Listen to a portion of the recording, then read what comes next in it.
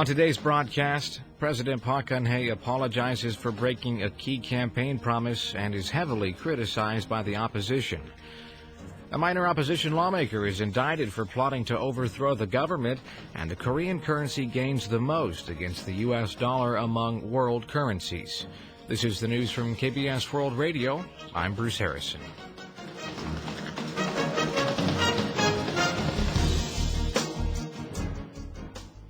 The government has finalized its budget proposal of 357.7 trillion won for 2014.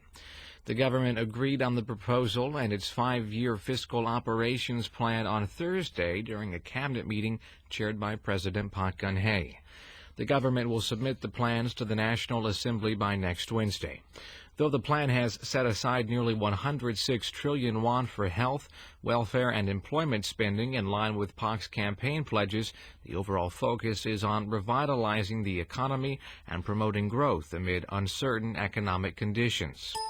Deputy Prime Minister and Finance Minister Hyun Oh-suk said the government worked hard to coordinate views on 3 main tasks in the budget plan, including revitalizing the economy, carrying out national tasks, and maintaining financial soundness. He said the government partially adjusted welfare-related budgets based on the belief that revitalizing the economy is the most important issue of all. The government drew up the budget plan based on a projection the nation's economy will grow 3.9% next year. That's 1/10 of a percentage point lower than a government forecast in March. The administration's budget proposal is expected to spark heated political debate as the cabinet has scaled back some of President Park Geun-hye's campaign promises. The president apologized for not keeping up with their pledge to give basic pension payments to everyone 65 and older, but that hasn't stopped the opposition camp from protesting. Our Kim In-kyung has more. In its 357.7 trillion won budget plan, the administration set aside nearly 106 trillion won for health, welfare, and employment spending, in line with Park's campaign pledges last year. Despite the 8.7% rise in the welfare budget, Park's promises on basic pension programs for the elderly and expanding coverage of 4 major illnesses have been scaled down.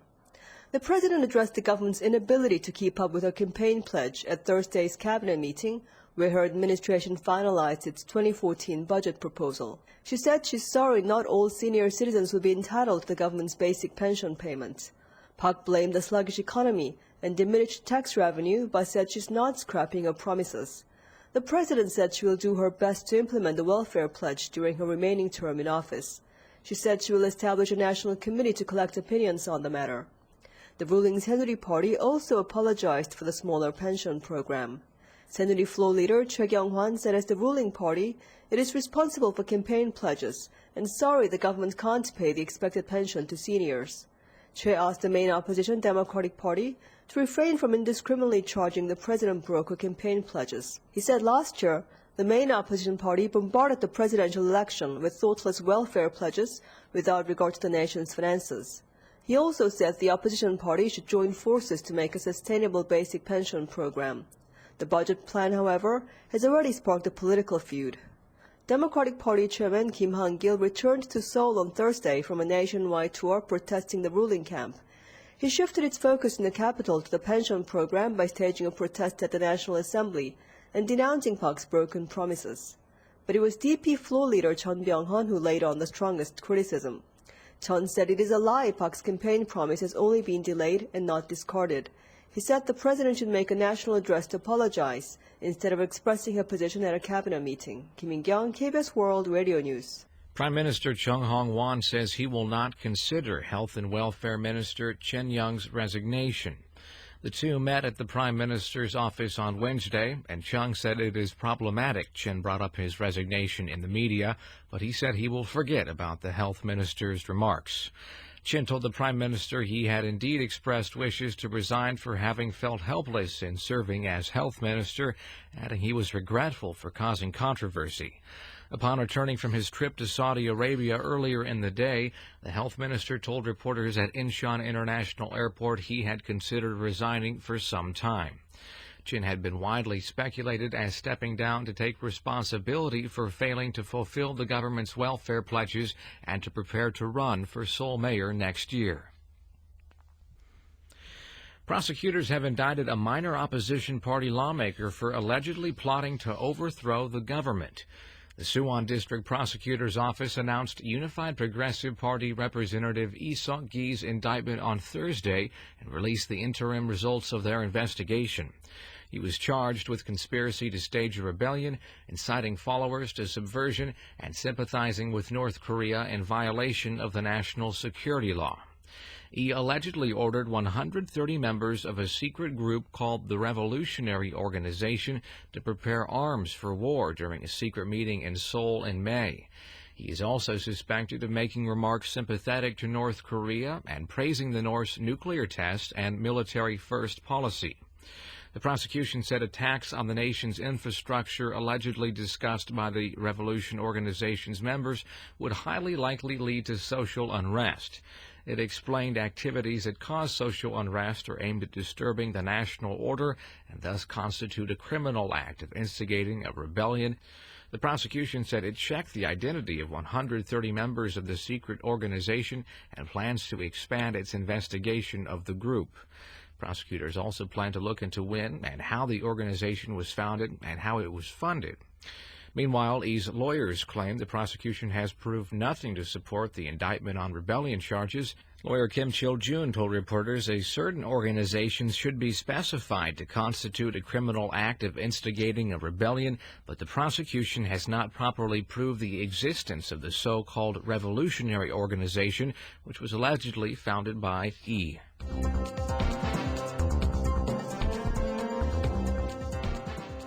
You're now listening to the news from KBS World Radio's News Center in Seoul, Korea.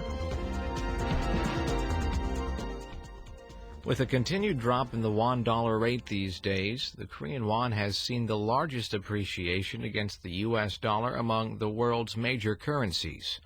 According to the financial and investment industries, the Korean won gained 6.4% against the greenback, the British pound 4.9%, euro 3.5%, and the Australian dollar 1.7%, all between late June and September 23rd.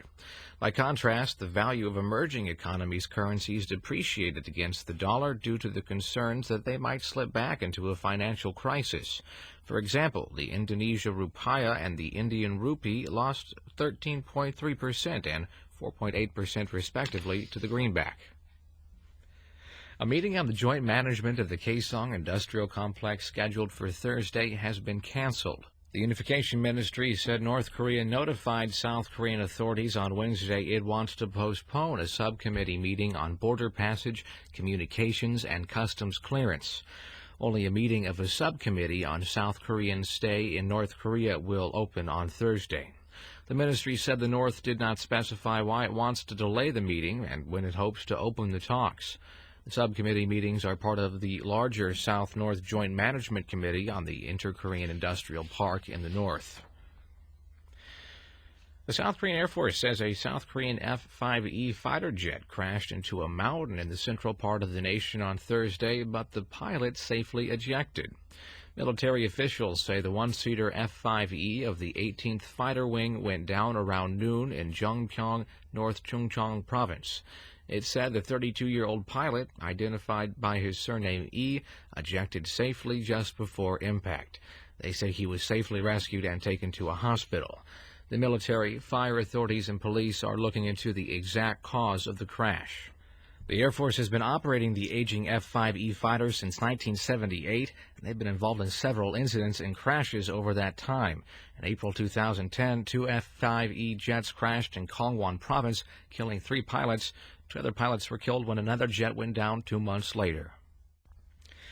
Monthly international air travel through South Korea reached a record 5.13 million passengers last month.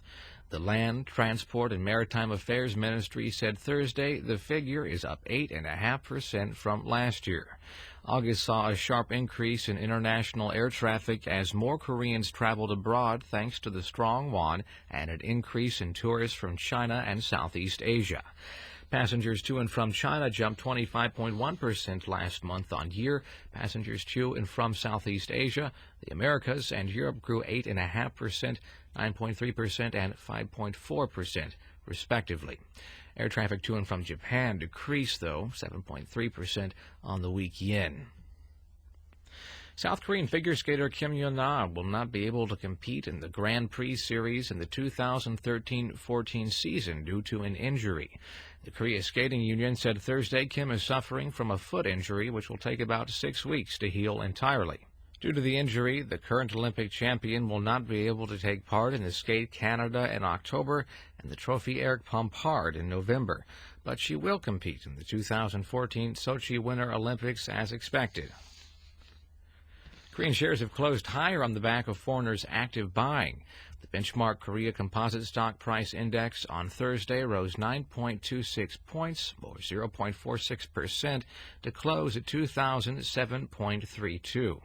Foreigners net bought over 170 billion won worth of Korean shares, extending their buying streak for the 22nd consecutive session. On the Seoul Foreign Exchange Market, the local currency gained 1.6 won against the U.S. dollar to close at 1,075.1 won.